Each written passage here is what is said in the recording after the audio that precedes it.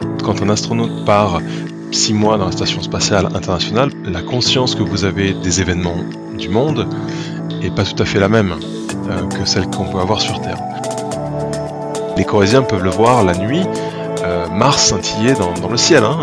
Si vous voyez une petite étoile un peu orange, c'est Mars. L'impact le plus bénéfique qu'on peut avoir dans ce métier-là, c'est l'inspiration, qui va pouvoir permettre de créer chez certains, l'étincelle qui va leur faire dire « Ah, finalement, footballeur c'est bien comme carrière, mais pourquoi je ferais pas un truc genre ingénieur aérospatial ou astronaute ?» Visage Gaillard, Mathieu Vitra. Salut à tous et bienvenue sur le podcast Visage Gaillard. Je m'appelle Mathieu Vitra et je suis photographe et vidéaste. Ensemble, nous allons révéler le portrait de personnalités inspirantes et passionnées ayant un lien avec la ville de Brive-la-Gaillarde et la Corrèze. Aujourd'hui, j'ai le plaisir d'inviter sur le podcast Visage Gaillard Jules Grand-Cyr. Alors qui est Jules Grand-Cyr ? Pour ceux qui ne le connaissent pas, Jules est responsable de la communication interne de l'Agence spatiale européenne, l'ESA, basée à Cologne en Allemagne. Jules est fils de rugbyman, évoluant d'abord en Normandie, puis en Corrèze, au club de rugby de Tulle. Il passe une grande partie de son enfance à Gimel, et ce n'est qu'après ses études, pendant ses stages au Centre européen des astronautes, qu'il découvre le domaine spatial.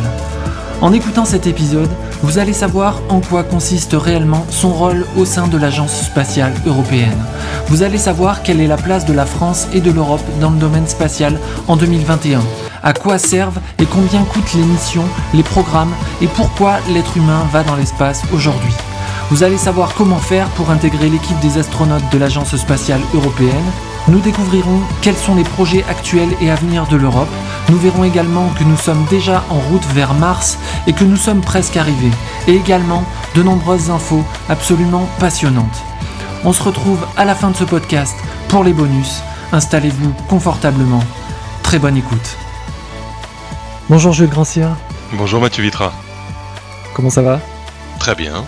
Je suis ravi de te recevoir sur ce podcast pour plusieurs raisons. Déjà parce que dans un premier temps, ceux qui me connaissent savent que effectivement, je suis passionné par le spatial de manière générale. Personne n'est parfait. Non, mais c'est vrai que c'est un domaine qui m'a toujours fasciné, l'astronomie, le spatial, que ce soit les missions les plus iconiques, on va dire, la conquête vers la Lune, dans les missions Apollo des années 60, jusqu'à plus récemment les missions de Thomas Pesquet par exemple. Il y a eu beaucoup de choses entre-temps évidemment qui ont fait que ce domaine m'a passionné, mais c'est un grand plaisir de pouvoir parler à un acteur important d'un organisme important qui a une portée au niveau mondial, donc je suis ravi. Dans un premier temps, avant de développer un petit peu sur ton activité, est-ce que je peux te demander tout simplement de te présenter ? Oui, bien sûr. Alors, je m'appelle Jules Grand-Cyr. Ça fait une quinzaine d'années que je travaille dans le secteur du spatial. J'ai débuté juste après mes études au Centre européen des astronautes à Cologne. C'est un centre où tous les astronautes du monde entier qui vont partir vers l'ISS, qui vont partir travailler sur l'ISS, viennent s'entraîner, recevoir une formation sur les modules, les systèmes européens présents à bord de la Station spatiale internationale. Et c'est aussi, bien sûr, la maison, on peut dire, le bureau des astronautes européens. Et donc c'est là que j'ai commencé ma carrière dans le spatial en tant que stagiaire, donc juste après mes études, dans le bureau de communication de l'agence. Et ça fait maintenant donc une quinzaine d'années que je travaille pour l'Agence spatiale européenne. Et aujourd'hui, je suis en charge de la communication interne de l'agence, qui est une communication un service plutôt qui a pour vocation bien sûr de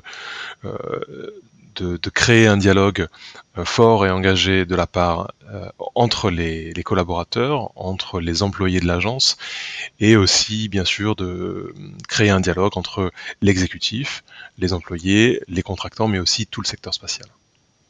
Alors, Bon, tu te doutes, hein, j'ai 1000 questions à te poser. Et juste avant de développer un petit peu sur cette activité au niveau de l'ESA, de l'Agence spatiale européenne, est-ce que je peux te demander quel lien, parce que évidemment les auditeurs de ce podcast, ceux qui habitent autour de chez moi, en Corrèze, se demandent pourquoi effectivement tu es sur ce podcast. Est-ce que je peux te demander quel lien tu as avec la Corrèze? J'y suis né déjà. Je suis né à Tulle en 1982. Mes parents sont normands tous les deux et mon père était venu faire son service militaire en Corrèze. Et puis, à cette époque-là, il était rugbyman, mon père. Oui, pour les Corréziens qui nous écoutent, en Normandie, il y a du rugby. Et donc, pendant ce service militaire, il s'entraînait avec le club de Tulle. Et bon, il a lié des amitiés et puis il a décidé, une fois fini sa formation d'infirmier, de revenir en Corrèze pour jouer au rugby en premier. Et puis ma mère l'a suivi. Donc c'est comme ça que je suis né à Tulle et que je suis un fier Corrézien. Très bien. Alors, ton rôle au sein de l'Agence spatiale européenne, pour ceux qui connaissent pas, effectivement, c'est l'équivalent, tu me coupes hein, si je me trompe, c'est l'équivalent de la NASA aux États-Unis. C'est ça. C'est un organisme qui a une importance au niveau mondial dans le spatial. Et toi, tu as un rôle, effectivement, tu es responsable de la communication des astronautes. Ça veut dire que tu es en lien avec eux la majeure partie du temps, que ce soit lorsqu'ils sont sur Terre ou quand ils sont en mission dans l'ISS, par exemple, dans la Station spatiale internationale. Alors comme je l'ai dit tout à l'heure, mon rôle aujourd'hui, c'est celui de chef de la communication interne de l'ESA. Le rôle de la communication des astronautes européens, de leur mission, du Centre européen des astronautes, c'est quelque chose que j'ai fait pendant 10 ans, jusqu'à il y a quelques années, avant de venir sur Paris, au siège de l'agence. Donc on peut parler volontiers de ce métier passionnant que j'ai exercé pendant une dizaine d'années, mais que ce soit clair, aujourd'hui, c'est un collègue à moi qui fait ce travail. Bah oui, effectivement, on peut en parler. Hein, non, mais j'ai aucun problème pour en parler, mais je veux pas usurper le titre d'un collègue à moi, bien sûr. Donc pendant 10 ans, tu as eu ce poste-là. Est-ce que tu peux me dire quel était ton rôle au sein de l'ESA à ce moment-là? Alors, premièrement, la communication, quand on est à l'Agence spatiale européenne, comme tu l'as très bien dit, c'est l'équivalent de la NASA aux États-Unis, c'est-à-dire que c'est l'agence spatiale de tous les Européens. La première fonction, pour moi, c'est être le garant de cette responsabilité de communiquer.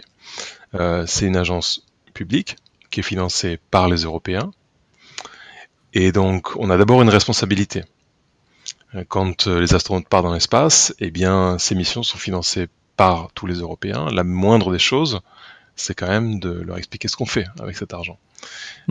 Et donc, le job de responsable de la communication des astronautes, c'est d'abord un job de garant de la responsabilité vis-à-vis du grand public, vis-à-vis des contribuables. Ensuite, il y a bien entendu toute une partie beaucoup plus personnelle, de lien avec les astronautes. Quand un astronaute part 6 mois dans la Station spatiale internationale, pour ceux qui nous écoutent, la Station spatiale internationale, c'est ce grand laboratoire, ce grand vaisseau spatial en orbite autour de la Terre, qui ressemble de l'intérieur un peu comme un sous-marin hyper ultra moderne, mais qui est clos, bien entendu, et qui est très isolé, puisque vous êtes pendant 6 mois avec à peu près les mêmes personnes, et la conscience que vous avez des événements du monde est pas tout à fait la même que celle qu'on peut avoir sur Terre. Et donc, les astronautes communiquent quand même beaucoup depuis la station spatiale. Vous avez pu peut-être le remarquer avec la dernière mission de Thomas Pesquet, qui va repartir cette année. Et quand un astronaute communique, il faut qu'il ait une certaine conscience de ces événements terrestres. C'est pour pas avoir l'air d'être à côté de la plaque en permanence, quoi. Et c'est le rôle aussi de la communication des astronautes, de faire en sorte que l'astronaute soit bien conscient du contexte pour pouvoir communiquer de manière adéquate. Après, cette communication, c'est aussi l'opportunité d'agir concrètement pour la construction européenne. peut-être que tes auditeurs connaissent donc Thomas Pesquet, qu'on a déjà évoqué. Thomas Pesquet, c'est quelqu'un qui a été recruté en 2009, quand moi j'ai commencé aussi à l'agence, avec un groupe de 5 autres astronautes européens. Il n'y avait pas d'autres Français, c'était le seul Français, mais il y avait 2 Italiens, un Allemand, un Danois, un Britannique. Et donc, c'est quelqu'un qui, comme moi, fait partie d'une équipe foncièrement européenne. Donc, travailler tous les jours au sein d'une équipe comme ça, c'est construire l'Europe jour après jour. Quand les astronautes vont dans la station spatiale, ils sont en présence d'astronautes russes, d'astronautes américains, d'astronautes japonais. Donc ça fait aussi partie de la construction européenne, puisque l'identité d'un continent, d'un pays, d'une ville même, ou d'une région, elle se construit bien entendu au contact des autres, en miroir avec les autres. Et donc ça, c'est un autre aspect absolument passionnant de la communication de l'agence, parce que on touche à l'identité.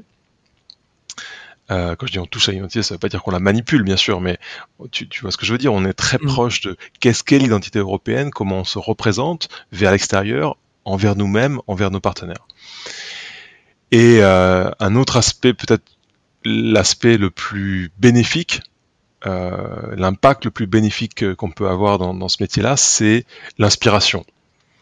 Il y a des générations futures qui arrivent, il y a des jeunes qui sont à l'école, des filles, des garçons qui tous les jours apprennent des choses, et l'émission d'astronautes donne la possibilité aux professeurs des écoles, aux gens même dans les universités, de faire des programmes attrayants, concrets, personnalisés, personnifiés en fait par l'astronaute, qui va pouvoir permettre de créer chez certains, l'étincelle qui va leur faire dire finalement footballeur c'est bien comme carrière, mais pourquoi je ferais pas un truc genre ingénieur aérospatial ou astronaute ou scientifique. Et je crois que des pays comme la France, des pays comme les autres pays de l'Union européenne, de l'Europe, ont besoin aussi d'une génération future qui a envie de technologie, qui a envie de science, envie de découvrir de nouvelles choses et de travailler dur pour ça. Parce que on le voit cette année, on est dans une année de défis mondiaux, et ce qui nous permet de relever ces défis, c'est l'innovation, c'est la recherche, c'est d'avoir des nouvelles idées. Et donc si on veut que les défis de demain puissent être relevés de manière créative, efficace, il faut aujourd'hui créer cette étincelle dans la nouvelle génération, dans la génération future. Et donc ça fait aussi partie de ce métier-là. Visage Gaillard, Mathieu Vitra avec Jules Grandcir. Alors, pour préparer ce podcast, on en a parlé un petit peu, mais tu as un rôle aussi dans le recrutement des astronautes, c'est ça ? Ouais, alors dans le recrutement en tant que tel, je suis une toute petite partie, je fais presque pas partie d'équipe de recrutement, ça c'est mes collègues des ressources humaines bien sûr, comme dans n'importe quelle organisation. En revanche, j'ai aussi la chance de pouvoir coordonner la campagne de promotion de la sélection des astronautes qui va se tenir en 2021-2022. Et les candidatures vont s'ouvrir le 31 mars. Donc cette sélection cette année va se tenir entre le mois de mars et le mois de septembre, peut-être jusqu'à novembre 2022. Et effectivement, tu as raison, on est en plein dans la promotion de cette sélection pour avoir le maximum de candidats appropriés, un pool de candidats le plus divers possible aussi, pour pouvoir recruter à la fin l'équipe d'astronautes la plus compétente pour prendre place sur les missions spatiales de l'avenir. Alors, si demain, moi, je rêve, mais si demain, moi, j'ai effectivement cette volonté de pouvoir intégrer cette équipe de l'ESA en tant qu'astronaute, qu'est-ce que je dois faire ? Alors déjà, regardez votre CV. Est-ce que tu as étudié ce qu'il faut ? On recrute chez nous des ingénieurs. Donc là, il faut avoir un master en ingénierie, des pilotes de ligne, des pilotes militaires, donc des pilotes d'essai, pilotes de chasse, des médecins, des scientifiques dans le domaine de la biologie, de la physique, de l'anatomie, enfin tout ce qui est de la physique, des sciences naturelles. Et donc ça, c'est la première étape. Ensuite, au niveau de l'âge, il n'y a pas vraiment d'âge préféré. Il faut simplement avoir travaillé un petit peu dans son domaine d'expertise. Donc pas sortir frais de l'université, mais avoir quelques années d'expérience professionnelle. Et surtout, une fois qu'on a ça, il faut amener, je crois, une capacité hors du commun à la tolérance. Je m'explique. Un astronaute, c'est quelqu'un qui doit être extrêmement tolérant à l'inconfort.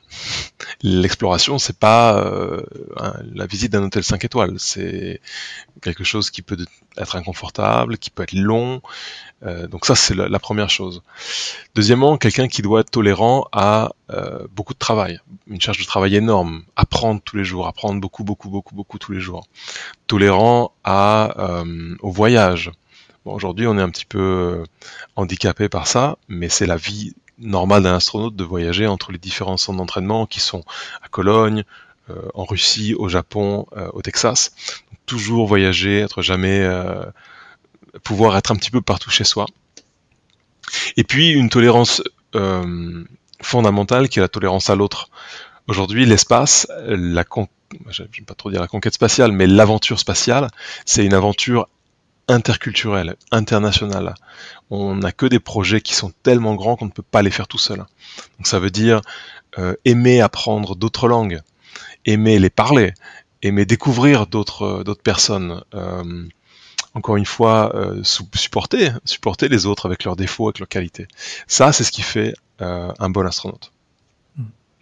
Tu le disais, effectivement, le fait d'être dans un milieu clos pendant des missions qui sont assez longues, c'est aussi à prendre en compte, et les astronautes sont aussi sélectionnés par rapport à leur capacité à interagir avec l'autre, et pas seulement en fonction de leur capacité physique et leur capacité à apprendre, mais aussi à vivre ensemble.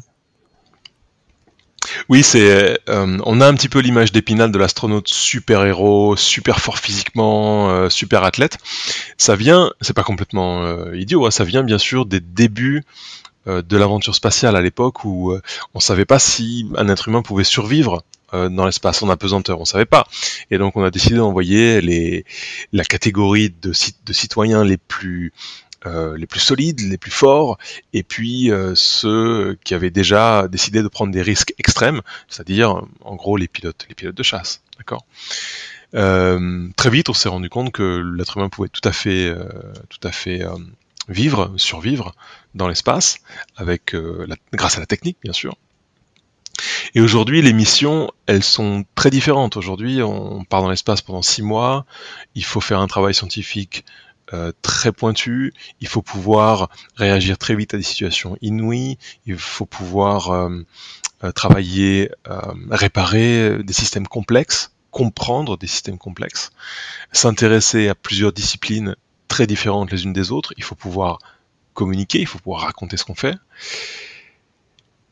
Et donc, tu comprends que pour faire tout ça, il faut beaucoup plus que être très fort physiquement.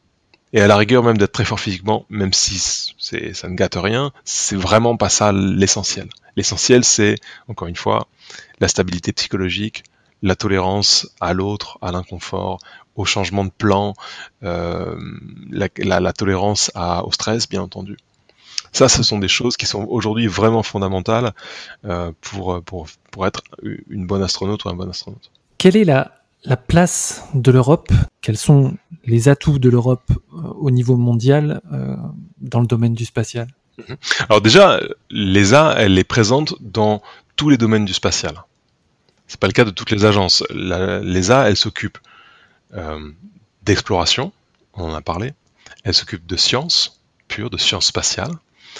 Elle s'occupe de tous les domaines d'application, c'est-à-dire l'observation de la Terre, la navigation, tu en as parlé, la télécommunication. Elle s'occupe aussi de tout ce qui est support, c'est-à-dire le développement technologique des technologies spatiales. Elle a des infrastructures d'opération, c'est-à-dire qu'elle a des salles de contrôle qui opèrent des satellites et des lanceurs. Elle a bien entendu des fusées, ce qu'on appelle nous des lanceurs, on parle d'Ariane, de Vega. elle les développe. Et elle a même un programme relativement neuf maintenant, qu'on appelle Sûreté et Sécurité Spatiale, qui s'occupe de tous les dangers venant de l'espace, c'est-à-dire les radiations solaires, les astéroïdes, pourquoi pas, mais aussi qui s'occupe des débris spatiaux, comment en faire moins, comment nettoyer un petit peu l'espace. Et la sécurité à proprement parler, c'est-à-dire la cybersécurité, le rôle des satellites dans la cybersécurité et la cybersécurité des satellites eux-mêmes. Donc tu vois que le spectre est extrêmement large et l'Agence spatiale européenne, elle est présente avec des programmes internationaux, globaux, dans tous ces secteurs. Et donc, puisque tu me demandes quelle est la place de l'Europe dans le monde, au niveau spatial, sur la Station spatiale internationale, c'est un bon exemple, puisqu'il y a 5 partenaires, le Japon, le Canada, la Russie, les États-Unis et l'Europe. L'Europe a son laboratoire à bord de la station spatiale qui s'appelle Columbus.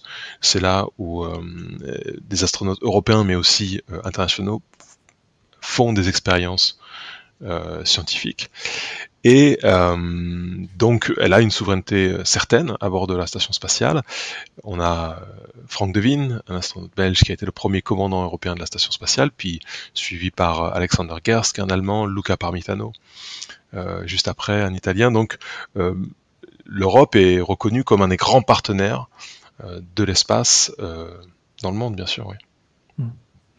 Alors, pour donner un autre exemple, peut-être un autre exemple qui va arriver cette année, le télescope Webb, c'est un télescope qui, les gens connaissent Hubble, connaissent beaucoup les images d'Hubble. Bon, Webb c'est un télescope spatial, un peu comme Hubble qui est aussi un télescope spatial.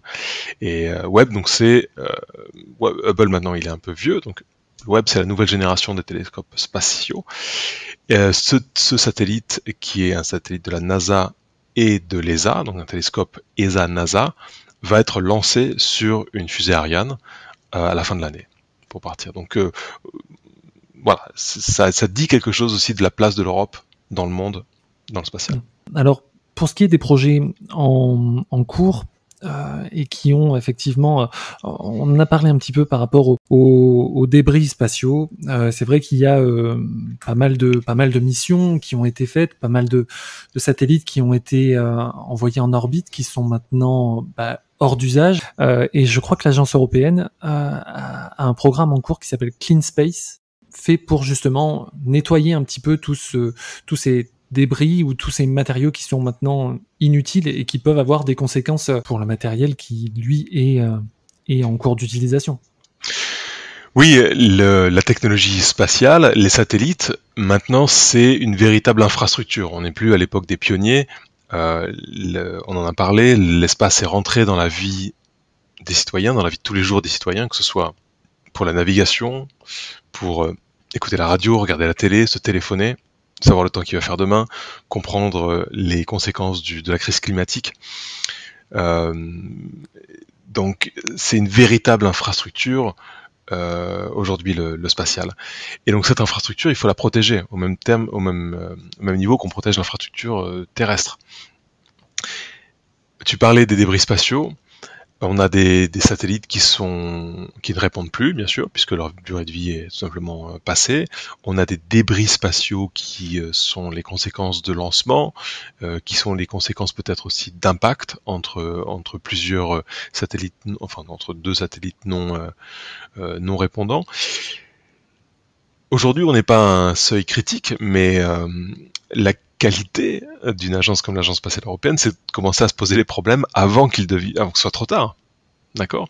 Donc, qu'est-ce qu'on fait de tous ces déchets ? Comment on peut mettre en place un programme pour limiter la prolifération des débris spatiaux ? Comment on peut peut-être même retirer ceux qui sont aujourd'hui en orbite ? Ce sont des questions auxquelles on doit apporter des réponses. pas l'Agence spatiale européenne toute seule, mais avec l'industrie, avec les partenaires internationaux. Et c'est vrai que c'est une discussion dans laquelle l'Agence spatiale européenne a un rôle au moins de leader, au moins en commun avec notamment nos partenaires américains. Visage Gaillard, Mathieu Vitra avec Jules Grandcir.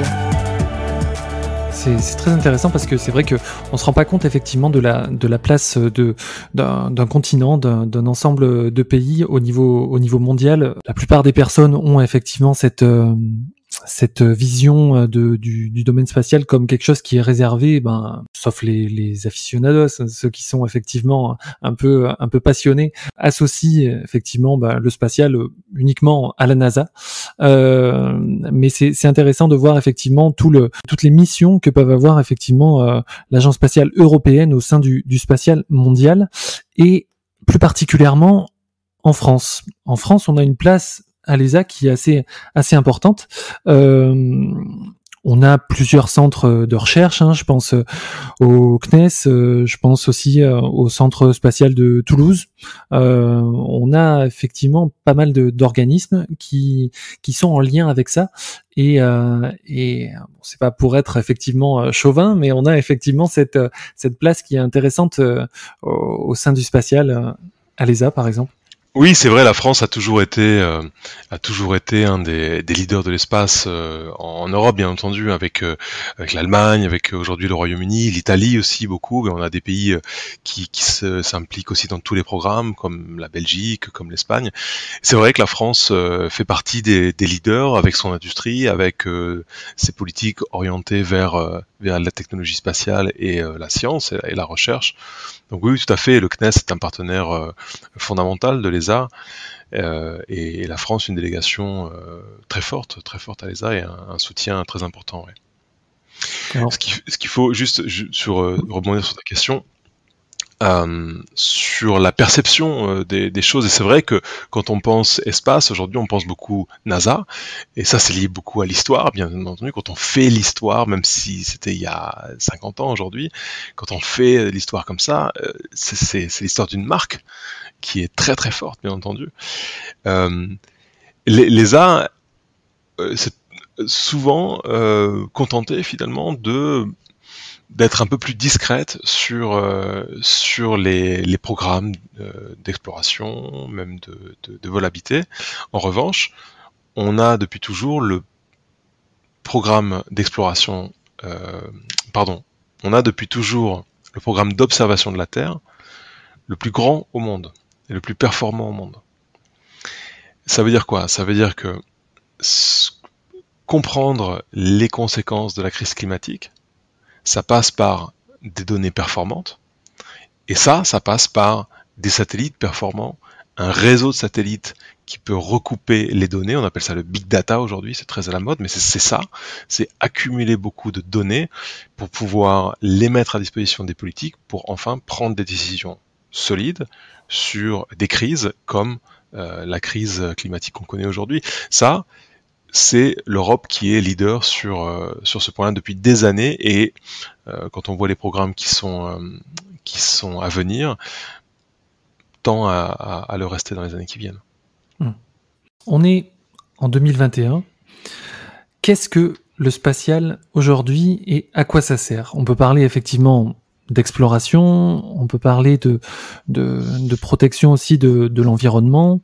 Il y a diverses missions, différents objectifs. Mais en 2021, aujourd'hui, au niveau européen et au niveau mondial, qu'est-ce que le spatial a comme projet et comme importance? Alors, aujourd'hui, le spatial, il est complètement intégré à la vie quotidienne. Ça, c'est la première chose. On a parlé d'observation de la Terre. Encore une fois, on a des défis climatiques qui sont très importants. L'observation de la Terre joue un rôle majeur, et les satellites d'observation de la Terre jouent un rôle majeur dans cette crise. On a parlé de navigation. Aujourd'hui, on a 10% de l'économie mondiale qui dépend de la navigation par satellite. La moindre chose qu'on fait dans la vie de tous les jours dépend de la navigation par satellite, et l'Europe a déjà construit et continue d'étendre le programme Galileo, qui est un réseau de satellites de navigation ultra précis qui va au-delà de l'utilisation personnelle de la navigation, mais qui est tellement précis que pour l'industrie, pour l'économie, il peut devenir majeur, capital. On a parlé de la télécommunication, bien entendu. Aujourd'hui, on est dans un monde de télécommunication. Là, le rôle des satellites dans la télécommunication d'aujourd'hui et celle de demain, on parle beaucoup de la 5G et des communications futures, il est primordial, il est critique. Donc ça, c'est la chose la plus évidente, j'ai envie de dire. Aujourd'hui, la vie de tous les jours, encore une fois, elle est complètement intégrée avec l'infrastructure spatiale. C'est pour ça que je parle d'infrastructure quand on parle de cette partie du spatial. Pour lancer ces satellites, il faut des fusées. Il faut des fusées performantes, des fusées sur lesquelles on peut compter. Donc ça fait aussi partie, ça découle directement de ça. Pour faire marcher ces fusées, il faut des centres de contrôle, il faut un programme technologique très fort. Donc ça, c'est aussi l'agence spatiale qui peut s'en occuper. Et ensuite, on a parlé des débris spatiaux qui découlent un petit peu de ça. Donc comment gérer ces débris spatiaux, comment les gérer, comment les mitiger leur impact. On a des défis qui nous viennent de l'espace, avec la menace peut-être d'astéroïdes, on appelle ça des géocroiseurs, j'appelle ça des astéroïdes pour faire simple, des gros cailloux qui peuvent se diriger vers la Terre et qui pourraient causer de dégâts majeurs, même catastrophiques. On a le Soleil, qui est un astre qui permet beaucoup de choses, mais qui peut aussi être dangereux. On a vu des tempêtes solaires dans l'histoire créer des perturbations très fortes sur Terre, et donc on peut s'imaginer, quand on parle de l'infrastructure spatiale, que cette infrastructure spatiale peut être aussi beaucoup endommagée, perturbée par ce type d'événements. Donc c'est quelque chose qu'on se doit d'étudier pour voir si on peut commencer à les prévoir. Et puis, il y a le côté exploration et science, qui est un côté plus immatériel, bien qu'il soit profitable économiquement, mais qui est plus immatériel, où on est dans le domaine de la connaissance, comprendre notre environnement, en savoir plus sur qui on est, quel est l'espace dans lequel on vit, quel est notre système solaire, où est-ce que l'humain peut aller dans l'espace, sur d'autres planètes peut-être. Et donc ça fait aussi partie, bien sûr, de la vie. La vie, c'est le retour sur investissement. On est tous d'accord, il faut manger, mais il faut aussi se nourrir de curiosité, de questions, avec des réponses, et des fois des questions qui n'ont même pas de réponse. Il faut pouvoir les poser. Ça fait partie aussi de la vie de tout être humain. Alors, aujourd'hui, ce qui n'était pas le cas il y a encore 10 ans ou 15 ans, il y a des nouveaux acteurs dans le spatial, que ce soit en termes de pays. Il y a encore 10-15 ans, on n'avait pas effectivement la Chine, qui est par exemple un des gros acteurs qui est prometteur pour le futur, qui s'est posé sur la Lune encore récemment, pas humainement mais robotiquement, on va dire. Et puis on a des acteurs privés, je pense à SpaceX évidemment, je pense à Virgin, je pense à Blue Origin, qui sont des acteurs privés, et le privé dans l'espace, c'était quelque chose qui était absent il y a encore quelques années, et qui prennent une grande place dans le spatial. Ça, c'est une innovation, ça.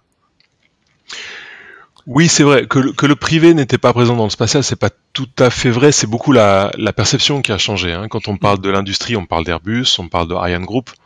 C'est l'industrie, hein, on est d'accord, c'est aussi des grands acteurs du spatial depuis toujours.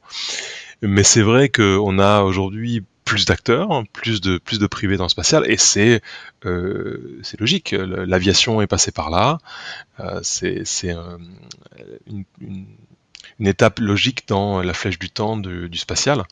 Et d'ailleurs, l'Agence spatiale européenne, elle est aussi là pour encourager ces initiatives privées européennes. Aujourd'hui, l'espace, ça représente 230 000 emplois en Europe.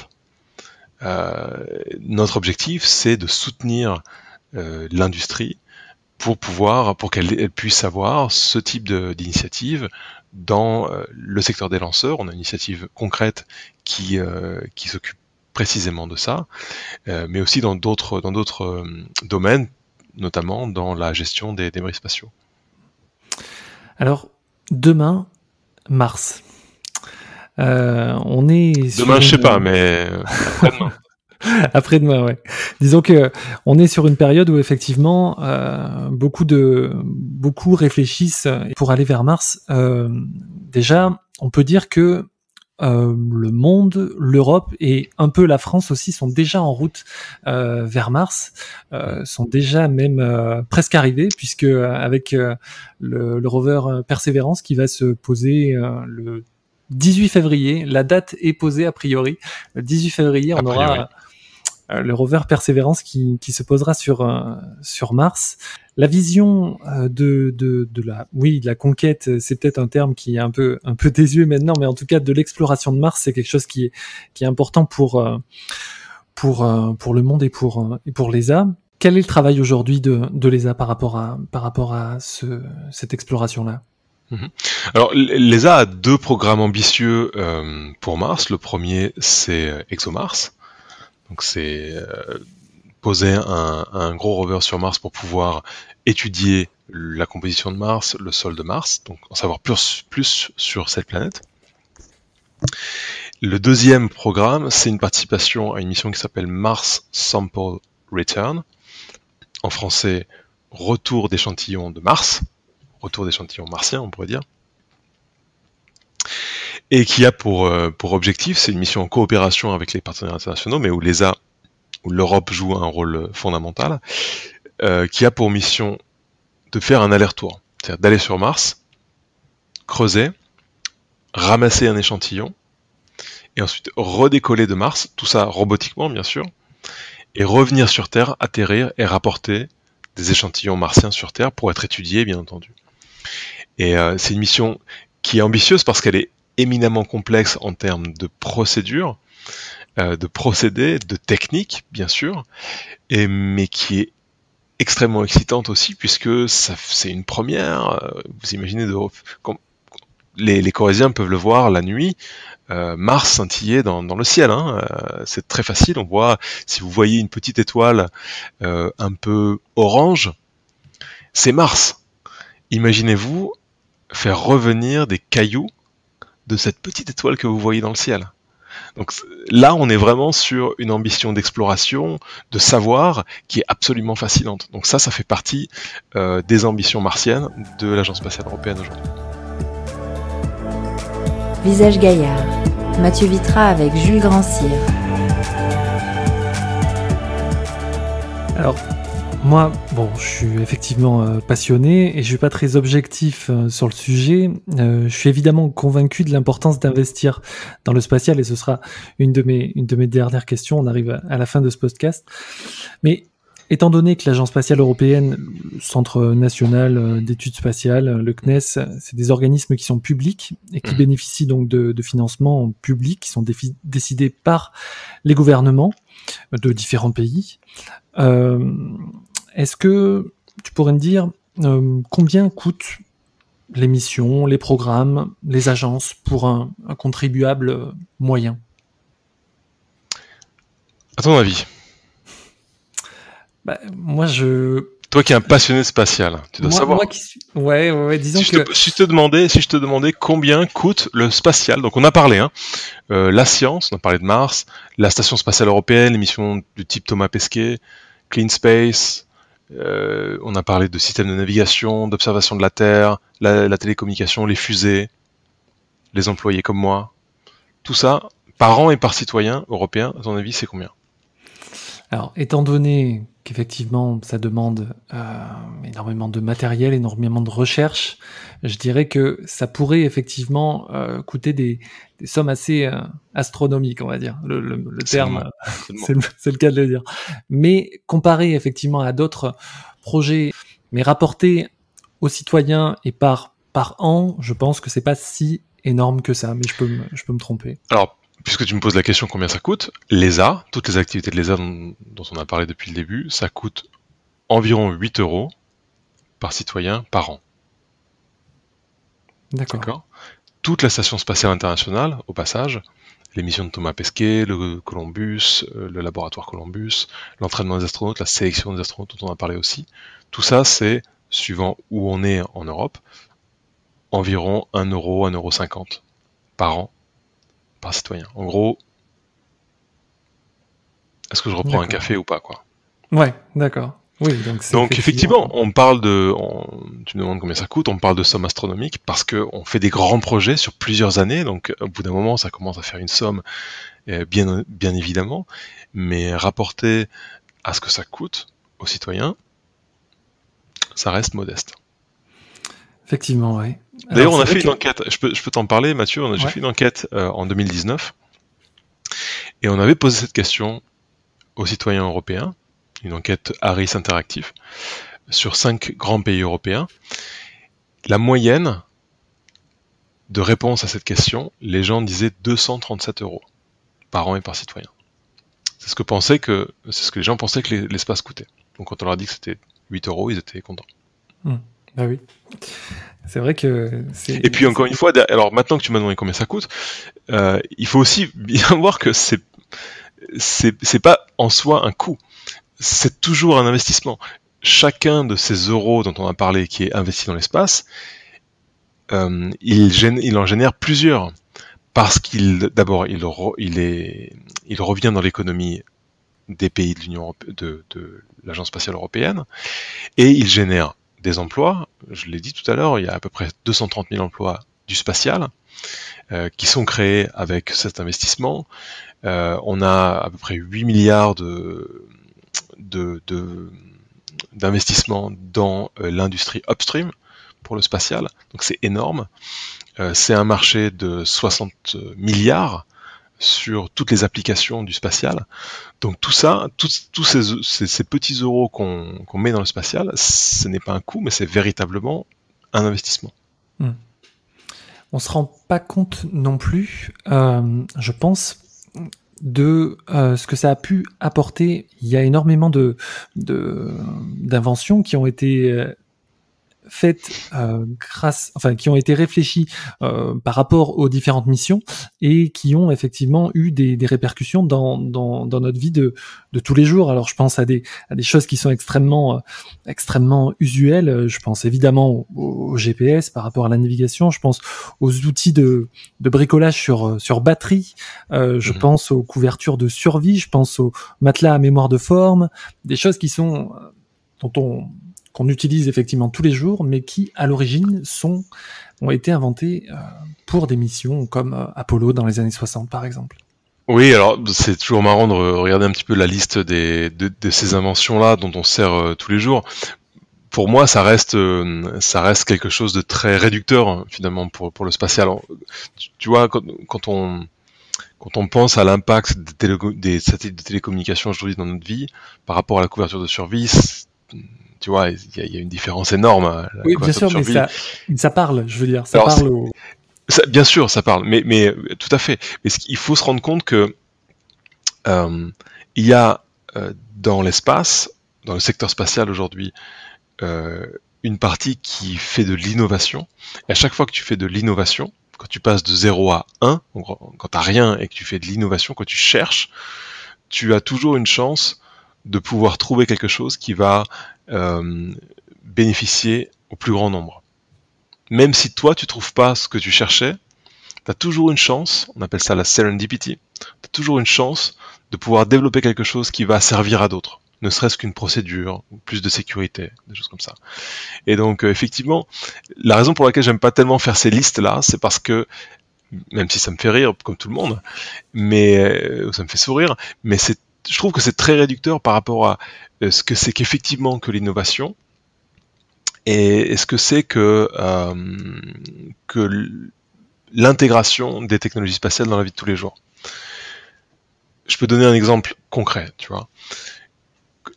Au début de l'ère spatiale, on ne savait pas si l'être humain pouvait continuer à respirer en apesanteur. On ne savait pas si l'être humain pouvait continuer à manger en apesanteur. C'était des questions qu'on se posait.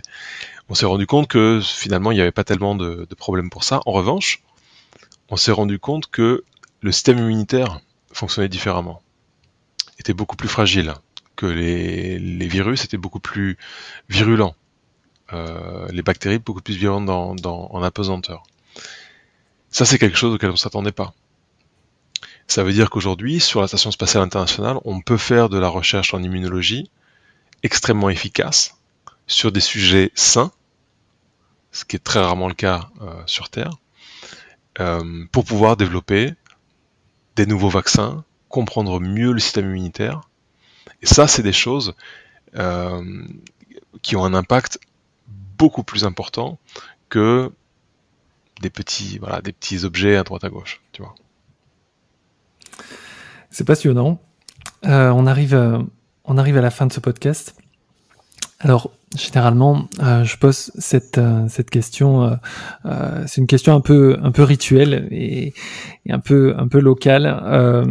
Est-ce qu'il y a un endroit autour de Brive ou en Corrèze qui te rappelle des souvenirs particuliers, qui t'évoquent des choses, ou quand tu passes par là, effectivement, où t'aimes bien te retrouver? Alors, bien sûr, il y en a beaucoup. D'abord, chez ma tata Ginette, à Tulle. C'était tata Ginette, c'est ma nourrice que j'avais quand j'étais à Tulle, et je la salue d'ailleurs au passage. Voilà, ça fait partie c'est un endroit qui me rappelle toujours que tout va bien, qu'il peut se passer plein de choses dans le monde, mais tant que je suis là, tout va bien. Il y a le stade de rugby de Tulle, Alexandre Cueil, qui est un stade où mon père a joué au Sporting. Et c'est un stade aussi un petit peu mythique de l'histoire du rugby qui me rappelle beaucoup de souvenirs d'enfants. Gimel, les cascades de Gimel. Pour ceux qui connaissent, j'ai vécu mes années d'enfance très proche de cet endroit, donc c'est un endroit qui est très cher à mon cœur. Et puis de manière générale, la nature corrézienne, la forêt en automne, voilà, les couleurs de la forêt corrézienne, c'est des endroits, je trouve, où on peut se ressourcer très efficacement, et qui me sont chers. Un grand merci, Jules Grandcir. Merci, Mathieu. Voilà, j'espère que cet épisode vous aura permis de mieux connaître l'univers de Jules Grandcir et de l'espace de manière générale. Un immense merci à lui pour avoir accepté de participer à ce podcast. Vous pouvez retrouver beaucoup d'informations en lien avec cet épisode sur mon site mathieuVitra.com/lejournal. Vous y retrouverez de nombreuses références, citations, sources et le lien pour déposer votre candidature à partir du 31 mars si vous voulez devenir astronaute à l'Agence spatiale européenne. Allez y faire un tour. Vous pouvez retrouver également Jules Grandcir sur Instagram et suivre l'Agence spatiale européenne sur le site esa.int. N'hésitez pas à partager cet épisode sur vos réseaux sociaux, Instagram, Facebook, LinkedIn et tous les autres. Et à mettre 5 étoiles ainsi qu'un commentaire sur Apple Podcast, c'est très important pour moi. Parlez-en autour de vous et abonnez de force toute votre famille et tous vos amis. Pour ma part, je vous retrouve dans un prochain épisode pour rencontrer ensemble un nouveau visage gaillard. Et n'oubliez pas, faites ce que vous aimez, aimez ce que vous faites. À bientôt.